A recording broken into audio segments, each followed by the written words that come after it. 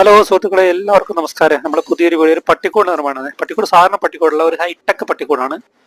അപ്പോൾ സാധാരണ എല്ലാവരും ചോദിക്കുകയാണ് നിങ്ങൾ പട്ടിക്കൂടൊക്കെ ഉണ്ടാക്കണം. നമ്മളെല്ലാവർക്കും ചെയ്യാറുണ്ട്, പട്ടിക്കൂടിന്റെ വർക്കും ചെയ്യാറുണ്ട്. പട്ടിക്കൂട് എല്ലാവർക്കും അതിന്റെ റിസ്ക് ഉണ്ട്.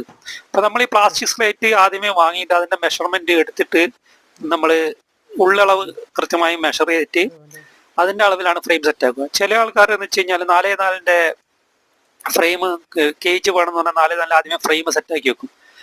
ഫ്രെയിം സെറ്റാക്കി കഴിഞ്ഞാൽ പിന്നെ ഈ പ്ലാസ്റ്റിക് സ്ലേറ്റ് വേണമെന്ന് പാർട്ടി പറയണമെങ്കിൽ പിന്നെ അത് ഫിക്സ് ചെയ്യാൻ കുറച്ച് ബുദ്ധിമുട്ടായിരിക്കും.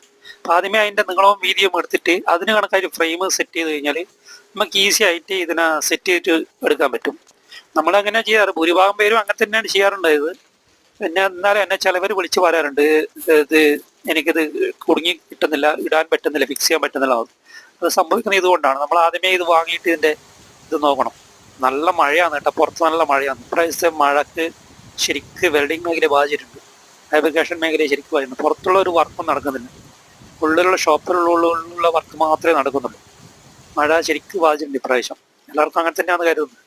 പിന്നെ നമ്മളൊരു ഫുഡിൻ്റെ ഒരു ഡോറ് കൂടി ഉണ്ടാക്കി കൊടുക്കാറുണ്ട്. അത് പാർട്ടീനെ പറഞ്ഞ് മനസ്സിലാക്കിയിട്ട് ഒരു ഫുഡ് കൊടുക്കാനൊരു ഡോറ് കൂടി നമ്മൾ ഉണ്ടാക്കി കൊടുക്കാറുണ്ട്.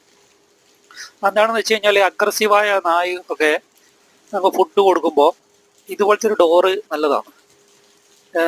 പുറത്തുള്ള ആൾക്കാർക്കും ഫുഡ് വെച്ചിട്ട് അതിന് കൊടുക്കാൻ പറ്റും. അല്ലെങ്കിൽ നമ്മൾ പുറത്തേക്കൊക്കെ പോകുമ്പോൾ വേറെ ആളെ ഏൽപ്പിച്ചു കഴിഞ്ഞാലും ഫുഡ് അവർ ഏൽപ്പിച്ചു കഴിഞ്ഞാൽ അവർക്ക് സുഖമായിട്ട് വെച്ചു കൊടുക്കാൻ പറ്റും. ഫുഡും വെള്ളവും എന്തായി കഴിഞ്ഞാൽ അത് ഈ ഒരു ഡോറ്, സേഫ്റ്റി ഡോറ്, ഫുഡിൻ്റെ ഒരു ഡോറ് വെക്കുന്നത് വളരെ നല്ലതാണ്.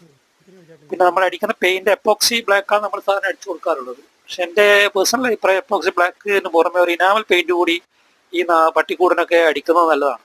കാരണം പോട്ടി ട്രെയിനിങ് കിട്ടാതെ നായാണെങ്കിൽ ഇത് മൂത്രമൊക്കെ ഒഴിച്ച് വേഗം റെസ്റ്റ് വരാനുള്ള സാധ്യത ഉണ്ട്. അതുകൊണ്ട് നമ്മൾ എല്ലാ ക്ലയൻറ്റിനോടും സജസ്റ്റ് ചെയ്യുന്നത് ഒരു ഇനാമൽ കോട്ട് കൂടി നിങ്ങൾ അടിക്കുന്നത് നല്ലതാണെന്ന് പറയാറുണ്ട്.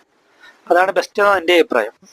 ഇതാണ്, ഇത് വിരിച്ചു കഴിഞ്ഞാൽ നമ്മൾ ഏകദേശം ഇതുപോലെ ഉണ്ടാവും, ഈസി ആയിട്ട് വിരിക്കാൻ പറ്റും. ആ നിലയിൽ ഫ്രെയിം സെറ്റ് ചെയ്ത് കഴിഞ്ഞാൽ ഇത് ഡോറ്, സൈഡ് ഡോറ് അങ്ങനെ തുറക്കാം. ഫ്രണ്ട് ഡോറ് വിരിച്ചു കഴിഞ്ഞാൽ നല്ല വൃത്തിയായിരിക്കും. ക്ലീൻ ആക്കാനൊക്കെ നല്ല എളുപ്പമുള്ളൊരു കേജാണിത്, ഈ ഹൈടെക് പട്ടിക്കൂട്ടിൻ്റെ ഇത് പിന്നെ ഇത് ഫിക്സ് ചെയ്യാൻ ചെറിയ ബുദ്ധിമുട്ടുണ്ട്.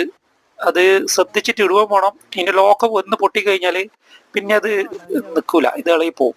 അപ്പം അത് വളരെ ശ്രദ്ധിച്ചിട്ട് വേണം ഇത് കൈകാര്യം ചെയ്യാൻ. എൻ്റെ തന്നെ ജൂഡീനെ ഞാനിതിലിട്ടിട്ടൊന്ന് ഡെമോ ചെയ്തതാണ്.